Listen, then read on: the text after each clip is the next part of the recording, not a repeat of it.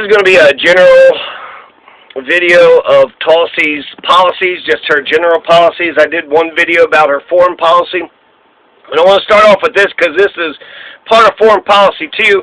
Post 9/11, we passed the Patriot Act, and so now the Fourth Amendment is under attack. So she's going to stop the domestic monitoring of phone calls. She's going to end the bulk data collection under the Patriot Act. She's also going to she's going to drop all the charges against Julian Assange and Edward Snowden. And she wants to take the action to close the loopholes in the law that Snowden had exposed. So this, on foreign policy, when it comes to Assange, Snowden, Chelsea Manning, that's part of a foreign policy too. So all those are incredible ideas. She said she'd give up her life for gay folks and their rights and the rights of the LGBTQ. She fought for them. They fought for her. So she fought, side by side gay folks. And so I've never heard Hillary Clinton say that. I heard Hillary Clinton say over and over again, marriage is between a man and a woman, a man and a woman. So she was against gay rights up until 2015. And yet I don't hear anybody say anything about that. Whereas Tulsi Gabbard supports gay rights. She's 100%. She's got 100% record with the Human Rights Campaign. She supports same-sex marriage, and she wants to let the states recognize same-sex marriage too. So when it comes to, she's awesome on gay rights. So what? When she was a kid, she listened to her daddy. The entire nation of America, 2004. How many people passed? The Defense of Marriage Act. I mean, there's a lot of people that Kentucky voted for it. So there's a lot of people that hate gay people, discriminated against gay people, and been discriminating against gay people since the beginning of time. 2015 is when it got legalized in America. So to sit there and pretend that Tulsi Gabbard is somehow like an aberration. Oh, when she was a kid, she had these, she was against gay folks. When I was a kid, I was against gay folks too. I grew up in a socially conservative home. So, but then somebody said they deserve, consenting adults should be allowed to do whatever they want to do in the privacy of their own homes. And then once somebody told me that, I thought about it, and then, I changed my mind. So that's good. That's evolution. That means she, could start off in the wrong position, look at an issue, realize she's wrong, and then make the correction. That's amazing. That's good. We want something like that. So her, she's incredible with gay rights. When it comes to the war on drugs, when it comes to marijuana, she says let the states legalize marijuana. There's something about excluding industrial hemp from the definition of marijuana. I'm not for sure what that's about. Why we keep on trying to separate these two. If we legalize marijuana, it's the same plant. Hemp should be legal right alongside of marijuana. So NORML, the pro-marijuana organization, the National Organization for the Reform of Marijuana Laws, she got a B+ from, so that indicates a pro-drug reform stance. She wants immunity for banks offering services to marijuana businesses, and she also wants to end the entire war on drugs. She says that the opioid addiction is a medical crisis, not a criminal crisis. So she is awesome when it comes to marijuana and the war on drugs. Now, I'm pro Second Amendment, so I like this. She, has some gun control measures, but she protected the Veterans Second Amendment Protection Act, and that would, she was in favor of the Veterans Second Amendment Protection Act, and that would have blocked the Department of Veteran Affairs from notifying the National Instant Criminal Background Check System that a veteran was mentally incompetent after determining they are unable to manage their own finances. So, essentially, once the Department of Veteran Affairs says that you're an invalid, then they're supposed to tell, the background check system, and then that takes the guns out of their own hands. And so she was supported the Veterans Second Amendment Protection Act. So I like that. I like that she did that. She supports federal stimulus spending. She opposes Donald Trump's tax cuts. She's resisted calls to eradicate the U.S. Senate's legislative filibuster. So the filibuster, that's how Mike Gravel ended the draft. Mike Gravel used the filibuster to end the draft, but when he used the filibuster, it seemed like the entire establishment was going to shit a brick. When Mitch McConnell uses the filibuster to defend the establishment, he, let that old-ass piece of shit get up on stage and let him talk for days and days. He threatens the filibuster. The filibuster can be abused, which it has been, and the American people should see that and be outraged by that. So, I think it's an education information communication problem there. But the filibuster as a tactic by itself it's a good idea, because if there's somebody, one person wants to make a stink about something, then they're going to make a stink, and then if you want to make them happy, you got to do something for them. So I don't hate that tactic. You know, you could abuse all the, you know, procedures in the Senate. The filibuster isn't the only power that they got. They got the power to write laws too. So I'm not against the filibuster. I am against the way Mitch McConnell's been using it, because it's just political, and he's just using it as a political, you know, partisan device. So that's, you know, I don't like that he's doing that. Tulsi Gabbard is in favor of the Glass-Steagall Act, which is the Clinton-era repeal. Bill Clinton repealed it, and that's the cause of the 2008 financial crisis. The Great Recession happened because the Democrats deregulated Wall Street by repealing the Glass-Steagall Act. So she's in favor of the Glass-Steagall Act. She's okay with the filibuster. She opposes Trump's tax cuts. She supports federal stimulus. On democracy, she wants to make voter registration easier, automatic voter registration for everybody. She's in favor of paper ballots, so that way there's a paper trail, there's evidence. No photo IDs to vote. She's not in favor of photo IDs to go vote because she believes it suppresses the vote. She's in favor of statehood for the District of Columbia, and she's for private and public health insurance. Now, no photo IDs to vote. I actually do disagree on that. It's not a huge disagreement, but essentially, you know, you got to prove who you are when you go to the, you know, voting booth. You can just say who you are, and is that good enough? So having a voting ID, that's a lot of the Republicans always talk about that. Having election security, safe elections, I'm okay with those things. So, you know, I think she's, you know, the thrust, her main thrust, she's opposed to it, so I'm actually okay that she's opposed to it, because it's not like, hey, we need to get voter, you know, we need to make sure we're getting this voter ID, because it doesn't, I don't see that much fraud. I haven't heard about that much fraud. There is fraud, though, so, yeah. Let's see. She's awesome on the war on drugs. She's awesome when it comes to Julian Assange, Edward Snowden, and Chelsea Manning. She's good when it comes to the Patriot Act. She's right on the war and peace issues. She's pro-choice. So she's right about gay rights. She's right about the Glass-Steagall Act. She wants to stop maximum interest rates for banks. Banks can't just maximize their profits and usury, just, you know, have 3,000% interest rates. On choice, she is okay with federal funding for abortion. She voted against a proposal banning abortion after the 20th week of pregnancy. So she's actually pro-choice. She's more pro-choice than Roe v. Wade. Abortion should remain legal and accessible. She says she considers herself pro-choice.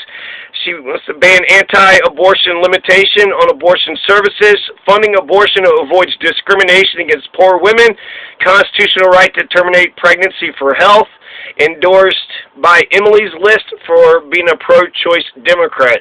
So she is, you know, pro-choice. So that's correct also. She wants the Washington, D.C. to become a state. Both Mayor Pete Buttigieg and Senator Mike Gravel agree on that. She wants to end the war on drugs, legalize marijuana. She's not going to take any corporate PAC money. In 2017, she said she's not going to take, she hasn't taken any since 2017, and as of October 2018, she's only one of 4 members of Congress who does not accept PAC money. So she's not accepting this, you know, outside dark corporate money. So that's amazing. It's harder to do, right? You have to rely on the small donations of ordinary citizens. But I like that better, because that means she's not going to be influenced by corporations and this dark outside money. They don't have to disclose who's giving it to them. So you could just have, you know, they worried about George Soros, but hell, it could be Darth Vader, it could be Adolf Hitler. Somebody's giving the money to these people, but they don't have to disclose who they are. She's also in favor of a $15 minimum wage. I go on both ways. We got $10 minimum wage here in Colorado. I'm okay with that. It does need to gradually go up, so I like that she's for the $15 minimum wage, because that's, you know, that sounds closer to a livable wage to me than, like, you know, say $7 an hour. So the parameters is you want to have good economics. So you're not supposed to have a floor, but we do need to guarantee that these jobs are producing a livable wage too. So those are the parameters, right, between good economics and making sure that the working people have a livable wage. On education, she's in favor of 4-year tuition-free colleges for families making $125,000 or less, funded by a new tax on trading stocks and bonds. So that's awesome. Free college for anybody making, $125,000 or less, which is most Americans. That's okay with me. Pete Buttigieg is doing a similar thing. So no free college for the wealthy. For the middle class and for the poor, they get free college. So she's doing pretty much the same thing. Middle class being defined as, under $125,000 a year. She's for free community college, free 4-year tuition-free college. She's opposed to private and religious school vouchers. She is against no-strings-attached block grants and tuition-free community college. So free community college, free 4-year college. On environment, she was there at the Dakota Access Pipeline protesters. She protested with the water protectors. She was there with Jill Stein. Jill Stein went there, but she was in solidarity. She was on that side, right? So she was for the environment. She wants to ban hydraulic fracking. So fracking causes earthquakes. If you're doing fracking, far away, I'm not worried about it, but you do it around me, I am worried about it because it causes earthquakes. It messes up with the water table. A lot of problems with fracking. And I'm not for sure if the technology, they're corporate assholes, so I think they just want to, extract as much as they can, and they don't really care so much about restoring the land the way that it used to be that costs so much more money, right? Just get the natural gas and run. Get the coal, get the oil, and just run. She wants to make the United States 100% renewable. First it said 2050, but then 2035, so she's, closing the gap. 2035, that's only 16 years from now. So she wants to make the United States from 100% renewables, right? Wind, solar, water, hydro, electric. She got a mixed score on 350 Actions 2020 climate test. She wants to address climate change, so just on that fact alone, she doesn't say that it's a myth, and she says the U.S. needs to lead the change of global warming. So she wants to make us, completely green by 2035. She wants to address climate change. She's in favor of tax incentives for wind, solar, biomass, and wave energy. She supports regulating greenhouse gas emissions. She voted yes on banning offshore oil drilling in the Gulf of Mexico. She wants to mandate an end. Again, 2050, she wanted to make it America green by 2050, get off of fossil fuels, quit using fossil fuels for electricity. By 2050, she wants to stop, using fossil fuels for electric. But to go 100% renewable, I read another place where she said 2035. So she's saying instead of waiting, an extra 15 years, she's saying let's get this done in the next 16. Don't wait 30 years to get it done. Let's get it done in half the amount of time. So let's get this done in 16 years instead of 30 years. One of the most aggressive pieces of climate change legislation in Congress is Tulsi Gabbard's Off Fuels for a Better Future Act. That would mandate a dramatic move away from fossil fuels. The plan would require electric utilities to use 80% renewable resources by 2027 and 100% by 2035. In addition, it would set similar goals for car emissions, mandating zero emissions by 2050, and then it would end all subsidies and tax breaks for fossil fuels, and it would ban fracking. Why the hell do we give the fossil fuel companies any money whatsoever? We give subsidies to the oil companies like they need our money. We got poor people all over the place. Oil companies making record profits, and they're taking tax dollar money. God damn, that is ridiculous. So that's Tulsi Gabbard on the environment. On women, she voted yes for the reauthorization of the Violence Against Women Act. She's endorsed by the feminist majority, indicating a pro-women's rights stance, and she's against wage discrimination based on gender. All those are fine. On American foreign policy, I guess just real quick, she's against most wars. She's against war with Venezuela, Iran, Syria, Yemen. So she's opposed to most of the war. She is in favor of terror, the war on terror and drone strikes and the occasional use of torture, but I'll get to that in a second. She's criticized both Democrats and Republicans on war, specifically the Syria war. She believes that we must expose and punish sexual assaults in the military. There's another foreign policy thing right there, right? Jeffrey Dahmer raped a bunch of soldiers, but I guess the soldiers forgot to talk about their white privilege. They didn't mention the white privilege. All you got to do is just say you're white and you just get it all, right? You just get a big old basket, you know, a nice fruit basket, a nice big welcoming, everybody just loves you. That's all you got to do is just say that you're white. Well, unless you're getting raped by Jeffrey Dahmer, those soldiers actually went and reported to their commanders that they got raped, and then they didn't take it serious. And, you know, Jeffrey Dahmer killed some American kids after he was in the Army. So, whenever there's crime, you know, rape, murder, violence, these fascists don't seem to think rape is wrong, right? What the hell was, you know, Jeffrey Dahmer's commander thinking? That it's okay to rape? He's not going to take it serious? Did he question him? And then was his lies just that good? So you can't, anyways. So, did I hear a sound? Okay. So she tried to get the Stop the Arming the Terrorist Act passed. So stop arming the Al-Qaeda, but apparently the Congress doesn't want to stop giving terrorist weapons. She's also good when it comes to Saudi Arabia. That's where a lot of terrorism comes from, and Donald Trump is best friends with that terrorist nation.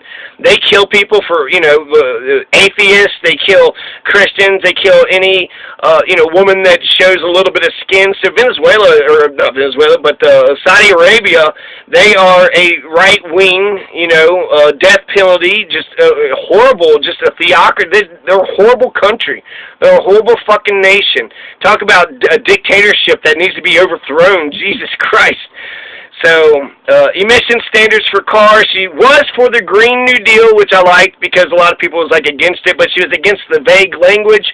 So, you know, she's wants, you know, an aggressive action to do something about the environment. The Green New Deal had a lot of other stuff, housing and stuff like that too. So, you know, that's okay. So she's essentially for the spirit of the Green New Deal, but wasn't in favor of the vague language of the AOC's Green New Deal.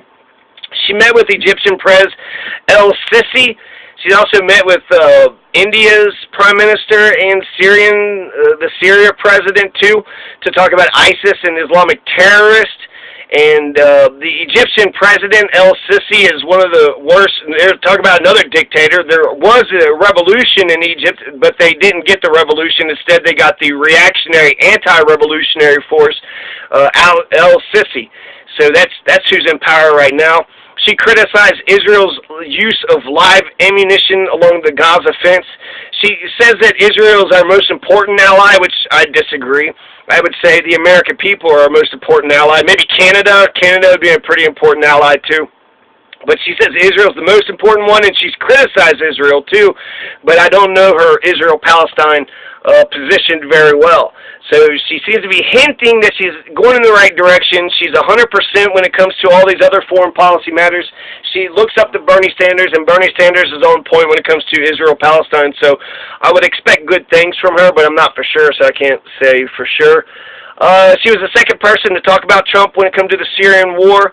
She vehemently criticized the Trump administration for not doing shit when Saudi Arabia murdered Jamal Khashoggi, a journalist who was critical of the murdering of Yemeni people, and she called Donald Trump Saudi Arabia's bitch. You know, that's not America's first when you're Saudi Arabia's bitch, which she's absolutely right about.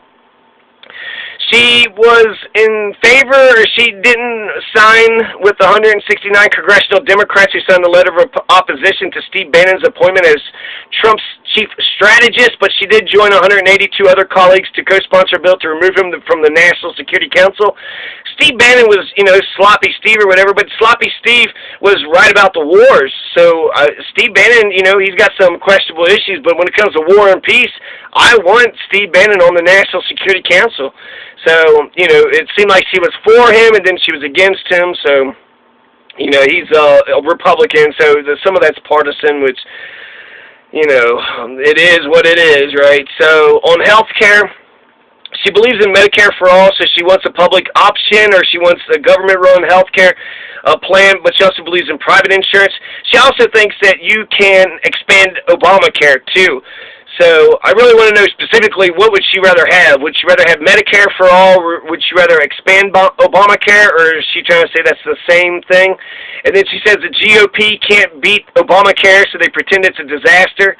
She supports Medicare for all. She wants to address the prescription, the cost of prescription pills. She wants to keep the private insurance. She wants to tax the wealthiest 5% to pay for Medicare for all. So she's for universal health care. She co-sponsored a bill that would create a government-run system to provide health care for all residents of the United States, in part by putting taxes on the wealthy and taxing financial transactions on torture. So this was a big Kyle Kalinske thing. Essentially, she says, at a doomsday scenario, if there's imminent danger and there's an emergency situation and the American citizens are, in danger and somebody has information and they're not telling you the information. George Carlin said the same thing, actually. He said something about the Earth and global warming. The Earth has been here for, billions of years. It'll still be here after humanity is gone. So, and then on torture, he says, when it comes to getting information from somebody who doesn't want to tell you information, torture is actually an okay tactic. I would say most of the time torture is wrong, so I think I would be okay with the don't ever torture law except for, one or two reasons. So she says she's against torture. She wants to ban torture February 2019. So she's saying ban torture. And she said that she supported amendments to the defense bill that banned the enhanced interrogation techniques to not just torture, but torture light. The torture light torture that the Bush administration was all about. So she opposes torture. She says she's opposed to torture and use of those techniques, and she's against the enhanced interrogation techniques. But she has said there's, could be a situation in which, torture could be necessary in an emergency situation. So I think she's ultimately right about that. I could understand somebody being worried that she might, use that one exception for torture as, an institutional policy, but on immigration, she wants to relax the onerous visa requirements for Indian and Chinese tourism. She voted to legalize dreamer immigrants via the military service. On Saudi Arabia, she thinks that it's a hub of anti-Western extremism. She wants to end the Yemen support. She believes we're complicit in a humanitarian disaster because of our love for the Saudis and the Muslims, the radical Muslims of Saudi Arabia. So when it comes to the Islamist extremists and the Al-Qaeda of Saudi Arabia, Donald Trump loves them. I mean, the Republicans they don't seem to give a shit about the war on terror at all when it comes to their love for Saudi Arabia. Some miscellaneous issues. She's in favor of labeling GMOs. She's pro-labeling GMOs, which how could you be opposed to that, or how could you be against that? Right, how could you be opposed? So GMOs, they could be good. Genetically modifying doesn't automatically mean it's bad, but it could be. So I would like to know if it's genetically modified organism or not. She's against the TPP. She voted no on prioritizing spending in case the debt limit is reached. She's in favor of religious freedom. She's Hindu, so she believes that we atheists and Buddhists, Muslims, Christians, we all could live together in a multicultural society. She says that small businesses are the true job creators, not big corporations. She voted no on workforce training by state block grants and industry partners. She supports tax incentives for job creation. And I agree with most of those. Voted no on workforce training by state block grants and industry partners. I'm not exactly for sure what that means, but small businesses are the job creators, and getting tax incentives for job creation, I think those are fine. There's a couple things I'm neutral on. I'm not going to really... she doesn't want to elevate gender identity as a protected class as of May 2016, which I have a nuanced perspective on. Transgendered folks, cross-dressers, I'm okay with. The surgical things, I wouldn't want that for my own kid. So if my own kid is transgendered, cross-dressing, a man who feels like they're in a woman's body or what have you, I just think that you're a man with lots of estrogen, and if you want to cross-dress, that's fine, but when you start to get into surgery, when you're starting to cut up your, that which nature gave you, that's when I think it goes a little bit too far. So I'd like to know what she means by don't elevate gender identity as a protected class. She's tough on crime. She wants more funding for the victims of domestic violence. She wants more loans from the Export-Import Bank. She wants $25 billion more loans. She wants to establish a My Voice voucher, small campaign contributions, public financing of federal campaigns by voter vouchers, and it's a whole bunch of other stuff. But that's all the stuff that I've organized so far about Tulsi Gabbard. Now, there's a couple things that I don't like, so I'm going to give the criticisms right now. So the Tulsi Gabbard is in favor of the Electoral College. What the fuck? So she's defending the Electoral College. In 2017, 2015, it says that she favored the Christian refugees over Islamic refugees. So favoring Christian refugees over Islamic, they're both religious, and religion doesn't say if you're good or bad. There's good and bad in all groups of people. So there's good Christians and bad Christians, good, Muslims and bad Muslims. To favor one religion over another, I think is ridiculous. You should favor the atheist over the religious people, because religious people are brainwashed, and they're brainwashed, it's hard to tell how far their brainwashing will take them. Will they be religious extremists? Is it just, so they pray on the weekends? What does their religion mean? What the hell? I mean, religion doesn't mean shit to me. So you're religious? Okay, so you're an asshole? You're brainwashed, and you're an asshole about the shit you're brainwashed with. Fantastic. She mentioned how socialism doesn't work. Look at Venezuela, she said, and then she says capitalist and socialist, those labels are misused. So that's interesting that she's saying, look at socialism, look at Venezuela, that's very much a Republican talking point. Well, look at Norway, look at Canada, look at, Sweden and Denmark and Finland and Germany and England and France and in America. Look at Social Security. You're literally a card-carrying socialist if you got Social Security. I haven't seen her positions on instant runoff voting. She's silent so far. I haven't seen it on universal basic income. She's silent when it comes to free child care. When it comes to Bernie Sanders, he wants free health care, free child care, free college for everybody. She's for the free college. She's for the free health care, but I'm not for sure where the free child care is. And then on guns, I'm also, she's for some gun control, so I'm a little worried about that. And then no photo IDs to vote. She says they suppressed the vote, so I would err on her being correct. I'm okay with, her saying that position, because I want more people to vote, not less people to vote. But it does seem to make sense to me for electoral security that you would be able to prove who you are, right? So just a credit card, or just saying, hey, I'm Joe Smith. Don't you know me? I'm Joe Smith. Okay, Joe, go in there and vote. So, to have some kind of photo ID, I think is that makes it's common sense. I mean, I'm not against it. I'm not against her opposition, but I'm for a photo ID. So yeah, there's the bulk of Tulsi Gabbard's presidential policies.